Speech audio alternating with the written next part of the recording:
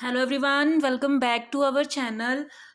अगर आपने अभी तक हमारा चैनल सब्सक्राइब नहीं किया है तो do like subscribe and share my channel so that अगर आप सीटेट या पीटेट से रिलेटेड कोई भी इंफॉर्मेशन चाहते हो तो जल्दी से आपको एक नोटिफिकेशन आ जाए, मैं सारी इंफॉर्मेशंस आप तक पहुंचा पाऊँ। तो हम कर रहे थे CDP for CTET and PTET. तो अगर आपने अभी तक अपनी प्रिपरेशन स्टार्ट नहीं की है तो मैं ये बोलूँगी कि आप जल्दी से अपनी प्रिपरेशन स्टार्ट करें, कुछ टाइम अपनी स्टडी को दें। अगर आप अपने एग्ज़ाम्स जो हैं क्लियर करना चाहते हैं तो आपको 1 और 2 आवर जो है इन अ डे देना ही पड़ेगा टाइम। तो आज का हमारा जो टॉपिक है that is very very very important topic, that is about Jean पियाजे थ्योरी। तो सबसे पहले हम देख लेते हैं जीन पियाजे, जो इनका डेट ऑफ बर्थ है। He is from 1896 to 1980। Then कहाँ से बिलोंग करते हैं? जीन पियाजे बिलोंग्स टू स्विट्ज़रलैंड। और सबसे फर्स्ट क्वेश्चन जो हमें इससे बनता है वो इनके नाम से ही बन जाएगा, which theory belongs to Jean पियाजे। तो हम इसका आंसर लिखेंगे Jean Piaget's theory belongs to cognitive या फिर मेंटल डेवलपमेंट। इंटेलेक्चुअल डेवलपमेंट भी इससे रिलेट करती है। तो 4 स्टेजेस जो हैं वो हमें जीन पियाजे ने दी हैं। जीन पियाजे की थ्योरी में हम अपनी 4 स्टेजेस पढ़ेंगे, कौन-कौन सी 4 स्टेजेस हैं। इंटेलेक्चुअल डेवलपमेंट जो थी वो भी जीन पियाजे ने ही दी है। उन्होंने इम्पोर्टेंस दी है हेरिडिटी को, जो हमने कल किया था अपना टॉपिक हेरिडिटी नेचर, जो कि हमें जेनेटिक मिलता है। तो वो जो है उसके बारे में भी इन्होंने इम्पोर्टेंस दी है। He is a Swiss psychologist, Switzerland से ये बिलोंग करते हैं, so that he is a Swiss psychologist. And he said child is a little scientist. That is a very important question. बहुत बार ये क्वेश्चन में आया है, पेपर में आया है क्वेश्चन की who told child a little scientist. तो इसका राइट ऑप्शन जो है वो होगा जीन जीन पियाजे told a child is a little scientist. Child जो है एक्टिवली इन्वॉल्व्ड है। हम हर एक चीज़ चाइल्ड को नहीं सिखाते हैं। चाइल्ड खुद एक्टिविटी करता है, खुद हर एक चीज़ में इन्वॉल्व होता है। एक्टिवली उसका माइंड जो है हर एक चीज़ को करने के लिए उसको क्यूरियोसिटी देता है और वो एक्टिवली हर एक चीज़ में इन्वॉल्व होकर खुद सब कुछ सीखता है। He is radical constructivist. Radical constructivist means वो एक रचनावादी है, कंस्ट्रक्ट करता है अपनी जो नॉलेज है, जो इन्फॉर्मेशन है हर एक चीज़ के बारे में। अगर हम उसको कोई न्यू टॉय दे देंगे तो उसको वो देखेगा इधर-उधर से, फिर उसके साथ खेलेगा, तो अपनी एक अलग से वो अपनी एक दुनिया बनाएगा, अपनी एक अलग से नॉलेज कंस्ट्रक्ट करेगा। तो हर एक चीज़ जो भी वो न्यू चीज़ कोई देखेगा बच्चा, तो हर एक चीज़ में वो एक अपनी ही कंस्ट्रक्टिविज़्म बनाएगा, एक अपनी ही नॉलेज कंस्ट्रक्ट करेगा। तो constructivism child can construct knowledge with active participation. हर एक एक्टिविटी में खुद पार्टिसिपेट करेगा। कोई टॉय है उसको वो अपने अकॉर्डिंग यूज़ करेगा, अपने अकॉर्डिंग खेल लेगा। ठीक है, हम उसको कुछ खाने को दे रहे हैं, उसके साथ वो पहले खेलेगा, उसको देखेगा, फिर उसको टेस्ट करेगा। तो अपनी नॉलेज वो खुद एक्वायर करेगा। ठीक है, तो एनसीएफ 2005 में ये भी बोला गया है कंस्ट्रक्टिविज्म के बारे में कि चाइल्ड जो है वो अपनी नॉलेज खुद कंस्ट्रक्ट करता है, हम उसको सब कुछ नहीं सिखा पाते। तो डेवलपमेंट इज़ डिसकंटिन्यूअस, ये तो हमें पता है कि डेवलपमेंट डिसकंटिन्यूअस है। डेवलपमेंट जो है एक कॉन्टिन्यू प्रोसेस है, तो वो कभी भी डिसकंटिन्यू नहीं होती है। Because he takes in stages, जो हमारी डेवलपमेंट है स्टेजेस में हो रही है। पहले हम अनबॉर्न थे, फिर हमारी जो थी नेटल स्टेज आई, उसके बाद हमें हमारी टॉय स्टेज आई, देन गैंग स्टेज आई। तो वो सारी स्टेजेस के बारे में हम बात करेंगे कि कैसे हर एक स्टेज में बच्चा डेवलप होता है। तो कलेक्टिव मोनोलॉग जो है वो एज है 3 ईयर से लेके 5 ईयर्स तक। इसमें से भी क्वेश्चन आ सकता है collective monologue belongs to which age, जिसमें बच्चा बहुत ही ज़्यादा नॉइस करना अच्छा लगता है उसको, चिल्लाता है, ज़ोर ज़ोर से बातें करता है, मतलब उसको एक्टिवली हर एक चीज़ में पार्टिसिपेट करना है। तो collective monologue is age between 3 to 5 years. अब 4 एलिमेंट्स हैं हमारे, 4 फैक्टर्स हैं तो वो कौन-कौन से 4 फैक्टर्स हैं, MESE, एम से है मैच्योरेशन, मैच्योरेशन जो है वो हेरिडिटी से आएगी, नेचर जो है, जो भी हमारा नेचर आगे जाके बिल्ड होगा वो हेरिडिटी से मिलेगा, एक्सपीरियंस, एक्टिविटी करेंगे, बच्चा एक्टिविटी करेगा तो उससे बच्चा एक्सपीरियंस गेन करेगा, ठीक है। एस से है सोशल इंटरेक्शन, जैसे-जैसे बाहर जाएगा अपने पीयर ग्रुप के साथ मिलेगा, अपने फ्रेंड्स के साथ, अपने नेबर्स के साथ मिलेगा तो इंटरैक्ट करेगा तो वो वैसी बातें सीखेगा। कई बारी बच्चे गलत बातें सीख लेते हैं, जैसे फ्रेंड सर्कल होगा वैसा वो सीखेगा। इक्विलाइब्रेशन, इक्विलिब्रेशन का मतलब है कि एक बैलेंस बनाना है उसने, ठीक है। तो वो इक्वालिटी में बैलेंस बना के हर एक स्टेज में रहेगा। Help to organisation, adaptation, assimilation and accommodation.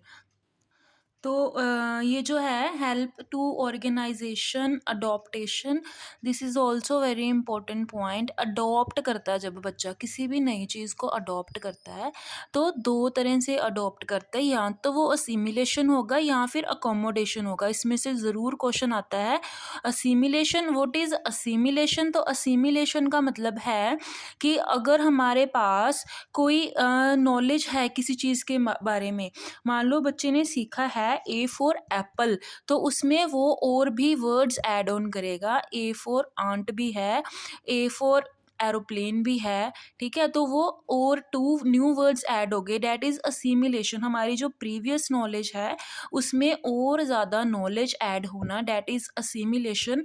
And what is accommodation? Accommodation means कि जो हमारी प्रीवियस नॉलेज है उसको बिल्कुल इग्नोर कर देना है और उसकी जगह पे न्यू नॉलेज आएगी, प्रीवियस नॉलेज एग्जिस्ट नहीं करेगी। फॉर एग्जाम्पल, पहले अगर हम कोई मूवी देखते थे तो हम बोलते थे हम फ़िल्म देख रहे हैं, तो पहले वो वर्ड यूज़ किया जाता था, फ़िल्म यूज़ किया जाता था। लेकिन जैसे अकोमोडेशन हुई तो अब कोई भी फ़िल्म वर्ड यूज़ नहीं करता है, अब क्या यूज़ करते हैं हम, उसकी जगह पे एक न्यू वर्ड आ गया, दैट इज़ मूवी। तो टाइम के साथ अपडेट हो गया वर्ड, ठीक है। तो जब हमारी नॉलेज अपडेट होती है, तो अकोमोडेशन मीन्स कि जब नॉलेज अपडेट हो रही है तो प्रीवियस नॉलेज बिल्कुल ख़त्म हो गई है, previous knowledge is now not in use, ठीक है। तो जैसे हम अब न्यू वर्ड आ गया सेल्फी, तो पहले हम कहते थे हमने फ़ोटो क्लिक करनी है, पिक्चर क्लिक करनी है, ठीक है। तो अब वो पिक्चर को कट करके एक न्यू वर्ड उसकी जगह पे एग्जिस्ट हुआ है, डैट इज़ सेल्फी। तो असिमिलेशन मीन्स आपकी जो प्रीवियस नॉलेज है उसमें कुछ और नॉलेज ऐड ऑन होना, plus previous knowledge plus new knowledge.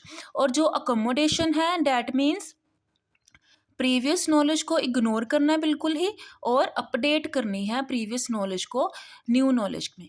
तो next is schema. Schema means previous knowledge, जो भी हमारी जो प्रीवियस नॉलेज है उसको हम बोलेंगे स्कीमा। तो जल्दी से इसकी स्टेजेस कर लेते हैं जो सबसे इम्पोर्टेंट है जीन पियाजे की थ्योरी में।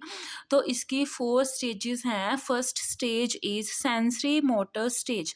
सेंसरी मोटर स्टेज जो है वो 0 से 2 ईयर्स तक की एज है, जब बेबी बॉर्न हो रहा है वहाँ से लेके 2 ईयर्स तक की जो स्टेज है that is sensory motor stage. इसमें क्या है, सेंसेस हैं, बच्चा सेंस कर रहा है, ठीक है, कि मुझे अब इस टाइम पे भूख लगी है, भूख की सेंस हो रही है उसको, या फिर उसको कहीं पे पेन है तो वो सेंस कर रहा है कि मैंने रो के बताना है। प्लस बच्चा फिजिकल एक्टिविटी कर रहा है, ठीक है, बच्चा क्रॉलिंग सीख रहा है, बच्चा बैठना सीख रहा है, वॉकिंग सीख रहा है। तो सेंस, 4 सेंसेस एंड इसमें फिजिकल एक्टिविटीज़ हैं। और इसमें बच्चा क्या सीखता है, ऑब्जेक्ट प्रेमिनेंस भी सीख रहा है कि हमारे आसपास कौन कौन सी ऑब्जेक्ट्स हैं, ठीक है। अराउंड 8 मंथ में बच्चे को अपने रूम की पूरी पहचान होनी शुरू हो जाती है। तो वो think with eyes, hands and years. अभी वो हमारी जो लैंग्वेज है उसको नहीं सीख पाया, सो वो किससे सोचता है, आईज। आईज से जब उसने देखा कि ये ऑब्जेक्ट्स जो हैं वो डिफरेंट हैं, तो मैं अपने रूम में नहीं हूँ, तो बच्चा रोता है, ठीक है, इनसिक्योर फील करता है कि मैं कहाँ पे हूँ। बच्चों को जैसे बोलते हैं कि माँ के हाथ की पहचान, हैंड से बच्चा इनसिक्योर फील करेगा कि ये मेरी मदर के या मेरी फैमिली मेंबर के हैंड्स नहीं है, तो मैं किसी और की गोद में हूँ तो मुझे रोना है। ठीक है, तो ये सब चीज़ों से वो सेंसरी मोटर स्किल्स आ जाएंगी। तो सेकंड स्टेज जो है that is our pre operational stage, that is from 7 to 8 years। Third is concrete operational stage, that is from 7 to 11 year। Then है हमारी formal operational stage, that is from 11 to 15 years। तो first stage हमारी जो थी वो थी sensory motor stage, उसके बारे में हमने पढ़ा। देन उसमें और ऐड ऑन होगा गोल डायरेक्टेड बिहेवियर। बच्चे के पास थोड़ी दूर में कोई टॉय है तो बच्चा क्रॉलिंग करके या फिर वॉक करके उस टॉय को पकड़ने के लिए उसका जो एक गोल होता है कि मैंने उस गोल तक पहुंचना है। ठीक है, लेकिन उसको लैंग्वेज नहीं है, वो इशारों में ही सब कुछ बताएगा। Then second is pre operational stage, that is from 2 to 7 year। तो operation operation means logic, pre और लॉजिक के पहले की बात। बच्चा कोई भी बात करेगा उसमें कोई लॉजिक नहीं होगा, lack of logic. Pre operational stage में लैक ऑफ लॉजिक आएगा। 2 से 7 ईयर के बच्चे जो बातें करते हैं उसमें कभी कभार लॉजिक नहीं भी होता किसी बात में, लेकिन हमें उनकी यस में यस ज़रूर मिलानी पड़ती है। तो फर्स्ट इज सिम्बॉलिक थॉट। इसमें तो उसमें फर्स्ट पॉइंट यही है कि उसमें सिम्बॉलिक, क्योंकि उसने ABC सीखी है। ठीक है, तो वो सिंबल बनने शुरू हो गए हैं। A से एप्पल होगा, B से बॉल होगा, C से कैट होगा, तो वो सिंबॉलिक थॉट्स आने शुरू हो जाएंगे। Second is animism. Animism means कि जैसे बच्चा गिर गया है, उसको हर्ट हुआ है तो वो रोएगा, तो उसको चुप करवाने के लिए हम बोलेंगे कि अच्छा तुझे डोर ने मारा है, तो डोर को हम मारते हैं, तो डोर को हम थप्पड़ लगाएंगे या बोलेंगे डोर को हम हेल्प करते हैं। तो डोर को जैसे हमने थप्पड़ लगाया तो बच्चे को फील हुआ कि अगर इसने मुझे हर्ट किया तो हमने भी इसको हर्ट किया, तो बच्चा चुप कर जाएगा। ठीक है, तो वो क्या करता है कि जो नॉन लिविंग थिंग्स हैं उसको भी लिविंग थिंग्स के साथ रिलेट करता है। तो जैसे कि बॉटल है, बॉटल कोई नॉन लिविंग थिंग है, बच्चे को हर्ट कर दिया बॉटल ने, तो वो हम जब वो रोएगा उसको चुप करवाने के लिए हम बोलेंगे अच्छा तुझे इसने मारा, तो हम भी इसको थप्पड़ लगाएंगे। तो उसको थोड़ा सा फील होता है कि हाँ अगर इसने मुझे हर्ट किया कि मेरा जो था वो बदला पूरा हो गया। ठीक है, तो third is lack of conservation. Lack of conservation means कि बच्चे को क्वांटिटी की अभी बिल्कुल भी नॉलेज नहीं है। हमने एक गिलास जो है वो लेंथ वाइज बड़ा ले लिया और दूसरा गिलास जो है हमने विड्थ वाइज बड़ा बड़ा ले लिया, तो दोनों में सेम क्वांटिटी में हमने जूस डाल दिया। लेकिन जो विड्थ वाइज बड़ा गिलास है उसमें जूस देखने में कम लग रहा है, लेकिन है दोनों में बराबर। जो लेंथ वाइज बड़ा गिलास है उसमें जूस की क्वांटिटी ज़्यादा लग रही है, तो बच्चे को लगेगा कि ये जो जूस है इसमें क्वांटिटी ज़्यादा है, तो मैंने यही वाला गिलास लेना है। ठीक है, तो ये हो गया लैक ऑफ कंजर्वेशन। बच्चे को अभी क्वांटिटी की कोई भी समझ नहीं है। Then egocentrism. ईगोसेंट्रिज्म मीन्स कि बच्चा ऐसे सोचता है। ठीक है, ये क्वेश्चन आ सकता है in which stage child is egocentric. तो किस स्टेज में चाइल्ड ईगोसेंट्रिक है, तो that is pre operational stage, that is from 2 to 7 years। तो इसमें बच्चा कैसे सोचेगा कि जैसे मैं सोच रहा हूँ वैसे ही पूरी दुनिया सोच रही है। ठीक है, तो उसको लगता है कि world also think like him. Thought जो थे उसके सेंट्रिक थॉट है। अगर वो अपनी डॉल के साथ खेल रहा है तो अपनी डॉल को लिविंग थिंग के जैसे वो बातें कर रहा है बच्चा उसके साथ। ठीक है, उसको खाना खिला रहा है, फिर उसको कपड़े पहना रहा है कि इसको ठंड लग रही है। ठीक है, तो उसको लगता है कि शायद मम्मा पापा या जो मेरे फैमिली मेम्बर्स हैं वो भी ऐसे ही बिहेव करें मेरे डॉल के साथ या मेरे टॉय के साथ, कि उसे उसे लगता है तो उनको भी करना ही पड़ता है, पेरेंट्स को भी करना ही पड़ता है, क्योंकि बच्चा एक ईगो सेंट्रिज्म में है। ईगो सेंट्रिक थॉट है उसका, उसको लग रहा है कि मेरे पेरेंट्स या मेरी फैमिली या जो भी मेरे बिलोंगिंग्स हैं वो सारे मेरे जैसे ही सोचते हैं। ठीक है, तो थर्ड हमारी जो स्टेज है that is concrete operational stage.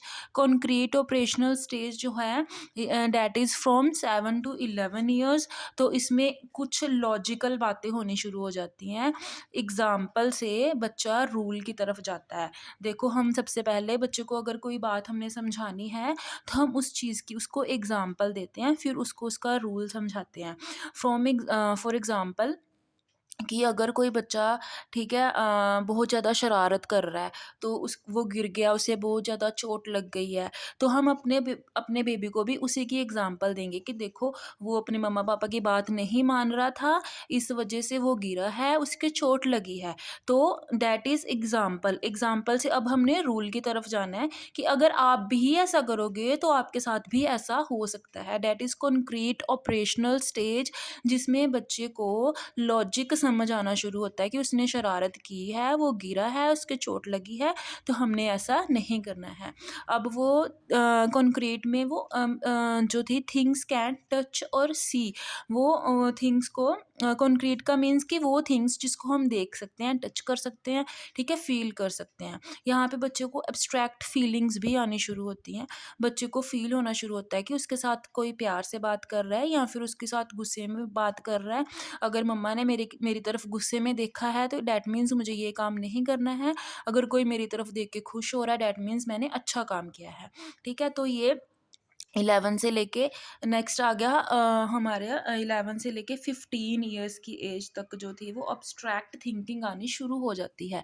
तो इसमें बच्चा कंज़र्वेशन भी अंडरस्टैंड करना शुरू करता है कि जूस की क्वांटिटी सेम है, जस्ट उसके बाउल में या उसके ग्लास में ही डिफरेंस है। ठीक है? उसके बाद रिवर्सिबिलिटी, रिवर्सिबिलिटी मीन्स कि उसको अब ये फ़ील होना शुरू हो गया है, क्योंकि उसको एग्जांपल्स मिल रही हैं, तो उसको ये फ़ील होना शुरू हो गया कि what is wrong and what is right for me. जो भी मेरे पेरेंट्स मुझे समझा रहे हैं, तो मुझे क्या करना चाहिए, क्या मेरे लिए अच्छा है और क्या मेरे लिए अच्छा नहीं है। तो नेक्स्ट हमारी स्टेज है, दैट इज़ फोर्थ, हमारी स्टेज है formal operational stage, that is from 11 to 15 years, जिसमें हमारी थिंकिंग जो थी वो अब्स्ट्रैक्ट हो गई है। ठीक है? लॉजिक लॉजिक समझ आना शुरू हो गया, अब इमेजिनेशन में चले गया बच्चा। ठीक है? बच्चा एक अपनी इमेजिनेशन क्रिएट कर रहा है, अपनी ही अलग से दुनिया क्रिएट कर रहा है। ठीक है? Then hypothetico deductive, hypothetico means real fantasy में है, बच्चा टीन एज में आ गया है, तो बच्चे की अट्रैक्शन होनी शुरू हो जाएगी। ठीक है? अपने जो ऑपोजिट जेंडर है उसके साथ अट्रैक्ट होना शुरू होगा बेबी। ठीक है? तो उसमें एक फैंटेसी वर्ल्ड आ जाएगा, जिसमें वो अपनी इमेजिन करेगा कि अगर मैंने अच्छा किया तो मुझे टीचर्स मुझे शाबाश देंगे। ठीक है? अगर मैंने अच्छा किया तो मेरे अच्छे फ्रेंड्स बनेंगे। उसमें बच्चे के बहुत सारे एम्स बनने शुरू हो जाते हैं, जिससे बच्चा इम्प्रेस होता है, वही बच्चा अपना एम बना लेता है कि अगर अच्छा ये तो डॉक्टर है, डॉक्टर ने हमारी इतनी हेल्प की है, तो अच्छा मैं भी डॉक्टर ही बनूँगा। ठीक है? इसमें एम्स बनने शुरू हो जाता है, फैंटेसी वर्ल्ड शुरू हो जाता है। तो डिडक्टिव मीन्स रीज़निंग, ठीक है? रीज़निंग में आ जाता है, अब बच्चा रूल से एग्ज़ाम्पल की तरफ जा रहा है, अब बच्चे को रूल पता है, ठीक है? अब बच्चे को ये पता है कि अगर मैं नहीं पढ़ूँगा, तो मैंने फ़ेल होना है, तो बच्चा रूल से एग्ज़ाम्पल की तरफ जा रहा है। कॉन्क्रीट में बच्चे को एग्ज़ाम्पल देनी पड़ रही थी, फिर वो रूल समझ रहा था। लेकिन इसमें बच्चा रूल से एग्जाम्पल की तरफ जा रहा है, डिडक्टिव रीजनिंग, उसको रीज़न पता है, उसको ये पता है कि ये काम करने से क्या होगा और क्या नहीं होगा। ठीक है? इसमें कुछ 2-3 मैंने टर्म्स जो थी वो इम्पोर्टेंट टर्म्स की हुई हैं, जो कि cognition related to our brains, imagination and activity, perception, assumptions. हमारी ये कॉग्निशन जो है ब्रेन से रिलेटेड, ये तो हमें पता है कि कॉग्निशन कॉग्निटिव डेवलपमेंट का मतलब कि हमारे ब्रेन में हमारी थिंकिंग जो है वो डेवलप हो रही है, हमारी इमेजिनेशंस डेवलप हो रही हैं, ब्रेन की एक्टिविटी डेवलप हो रही है, परसेप्शन, हम जैसा हम बचपन में सोचते थे, अब वो धीरे-धीरे से हमारी परसेप्शन जो है वो डेवलप हो रही है। हम अज़्यूम कर रहे हैं कि अगर मैंने अच्छा पढ़ा, तो मैं अपनी इमेजिनेशन, अपनी अपना फैंटेसी वर्ल्ड बना लिया कि मैंने अच्छा 2 दिन हमने ये सोचा कि मैं बहुत पढ़ूँगा, अच्छा-अच्छा पढ़ूँगा, फिर मैं फर्स्ट आ जाऊँगा, फिर ऐसे होगा, फिर वैसे होगा, मतलब ऐसी-ऐसी इमेजिनेशंस शुरू हो जाती हैं। स्कीमा मीन्स हमारी नॉलेज, जो भी इंफॉर्मेशन हमारे पास है, जो भी हमारा कॉग्निटिव स्ट्रक्चर हुआ है, डाटाबेस, जो भी डाटा हमारे दिमाग में है, उसको स्कीमा बोलेंगे। असिमिलेशन एंड अकोमोडेशन मैंने आपको पहले भी बता दिया कि असिमिलेशन का मीन्स कि न्यू इंफॉर्मेशन है और एग्जिस्टिंग इंफॉर्मेशन भी है, हमारी पुरानी इंफॉर्मेशन प्लस हमारी न्यू इंफॉर्मेशन। बट अकोमोडेशन का मतलब है कि जो प्रीवियस इंफॉर्मेशन है वो पूरी तरह से चेंज हो जाएगी। ठीक है? एग्जिस्टिंग इंफॉर्मेशन नहीं रहेगी, सिर्फ न्यू इंफॉर्मेशन ही रहेगी। तो ये था हमारा जीन पियाजे। तो जल्दी से डिस्कस कर लेते हैं कि इसमें से कौन-कौन से क्वेश्चंस इम्पोर्टेंट हैं, क्या कैसे-कैसे क्वेश्चंस जो थे वो जीन पियाजे में से आ सकते हैं। तो मैं आपको ये बात क्लियर करना चाहती हूँ कि जीन पियाजे is a very important topic और इसमें से हमेशा 2-3 क्वेश्चंस आते ही आते हैं। सबसे इम्पोर्टेंट हमारी जो थ्योरी है वो यही है जीन पियाजे की। तो सबसे पहले जीन पियाजे था, अब वो कहाँ से बिलॉन्ग करता था? स्विट्ज़रलैंड से, तो ये स्विस के साइकोलॉजिस्ट हैं। ठीक है, इनकी थ्योरी किसके साथ बिलोंग करती है? कॉग्निटिव डेवलपमेंट के साथ बिलोंग करती है। तो इसमें से सेकंड क्वेश्चन ये बनता है हमारा कि किसने बोला था कि चाइल्ड जो है वो लिटिल साइंटिस्ट है? तो जीन पियाजे ने बोला था। किसकी थ्योरी है जो वो हेरिडिटी को इम्पोर्टेंस देती है कि जैसा बच्चे को हेरिडिटी में नेचर या फिजिकल स्ट्रक्चर मिला है वो सबसे ज़्यादा इम्पोर्टेंट है, तो जीन पियाजे ने हेरिडिटी को इम्पोर्टेंस दी थी। ठीक है, तो किसने बोला था कि who said that development is discontinuous, who said dead child is a constructivist? ये भी क्वेश्चन आ सकता है कि किसने बोला है कि चाइल्ड जो है वो कंस्ट्रक्टिविस्ट है, अपनी नॉलेज खुद कंस्ट्रक्ट करता है? तो जीन पियाजे ने ही हमें बोला है कि डेवलपमेंट डिसकंटिन्यूअस है। जीन पियाजे की थ्योरी की कितनी स्टेजेस है? How many stages are of Jean Piaget's theory? तो देयर आर 4 स्टेजेस। ठीक है, तो स्टेजेस से रिलेटेड भी हमें क्वेश्चन आता है। Which stage relates to sensory motor stage? तो सेंसरी मोटर स्टेज हमारी जो थी वो ऐसे ऑप्शंस आ जाएँगे, 0 से 2 ईयर, 2 से 7, 7 से 11, 11 से 15। तो कौन-सी स्टेज हमारी सेंसरी मोटर स्टेज है? तो हमारी 0 से 2 ईयर्स की जो स्टेज है that is sensory motor stage. तो ऐसे ही सारे स्टेजेस के में से किसी में से भी क्वेश्चन आ सकता है। लास्ट ईयर भी इसमें से क्वेश्चन आया है। Pre operational stage belongs to which year? तो that is from 2 to 7 year, concrete operational from 7 to 11, formal operation is from 11 to 15। तो सेंसरी मोटर जो स्टेज है उसमें बच्चा ऑब्जेक्ट प्रेमिनेंस करता है। वो सेंसरी मोटर स्टेज में बच्चा क्या क्या सीखता है? बस उसमें तो हमें यही है कि उसमें सेंस सीखता है, बच्चे सेंसेस से बातें करना सीखता है। ठीक है, और मोरल एक्टिविटीज़ सीखता है। तो animism belongs to which stage? Animism जिसमें बच्चा सोचता है कि अगर मुझे बोतल ने हर्ट किया तो मैं भी बोतल को मारूंगा। तो that is pre operational stage. और लैक ऑफ कंजर्वेशन भी प्री ऑपरेशनल स्टेज में होता है, बच्चे को क्वांटिटी की कोई भी नॉलेज नहीं है। ईगोसेंट्रिक बच्चा को लग रहा है कि जो मैं सोच रहा हूँ वही सब लोग सोच रहे हैं, तो ईगोसेंट्रिज्म भी प्री ऑपरेशनल स्टेज में है। इनमें से क्वेश्चंस ज़रूर आते हैं, तो that are very important points इसमें से जो हमें लर्न करने के लिए ज़रूरी है। ये सारे ही पॉइंट्स इंपॉर्टेंट है, ये हमें बिल्कुल क्रैम करना है। जो जीन पियाजे है इसमें से कोई ना कोई क्वेश्चन ज़रूर आएगा, 2-3 क्वेश्चन इसमें आते ही आते हैं। तो थर्ड जो है हमारी कॉन्क्रीट ऑपरेशनल स्टेज है, जिसमें हाँ इसमें से ये क्वेश्चन आ सकता है, in which stage child goes from example to rule? किस में जाता है एग्जाम्पल से रूल की तरफ? वो कॉन्क्रीट ऑपरेशनल स्टेज है, that is from 7 to 11 years. ठीक है, तो अंडरस्टैंडिंग कंजर्वेशन की किस में आ जाती है उसको? तो वो भी कंक्रीट ऑपरेशनल स्टेज में। फॉर्मल स्टेज में बच्चा in which stage child goes to in her own real fantasy world? तो फैंटेसी वर्ल्ड में वो फॉर्मल ऑपरेशनल में जाता है, जब वो टीन एज में होता है तो वो अपना ही एक वर्ल्ड क्रिएट कर लेता है। ठीक है, तो रूल से एग्जाम्पल की तरफ। डिडक्टिव रीजनिंग किस स्टेज में आती है? That is also in formal operational stage. तो ये था हमारा जीन पियाजे। मैं पूरा सिलेबस कवर करने के बाद हम इसके ना 2-3 प्रीवियस ईयर्स भी हम डिस्कस करेंगे। प्रीवियस ईयर जो सीटेट और पीटेट के हैं वो भी हम डिस्कस करेंगे। तो सबसे पहले हम सीटीपी का ही सिलेबस कंप्लीट करेंगे, उसके बाद हम बाकी सब्जेक्ट्स को स्टार्ट करेंगे। तो अगर आपको मेरी वीडियो अच्छी लग रही है, इंफॉर्मेटिव लग रही है, तो please do like, share and comment. Please अगर आप कमेंट करेंगे तो मुझे थोड़ा मोटिवेशन मिलेगा कि यस मेरी वीडियो किसी न किसी के तो काम आ रही है। तो please do like, share and comment, and please don't forget to subscribe my channel. और इसी के साथ हम आज का हमारा टॉपिक ख़त्म करते हैं। मिलते हैं कल एक न्यू टॉपिक के साथ। Thank you.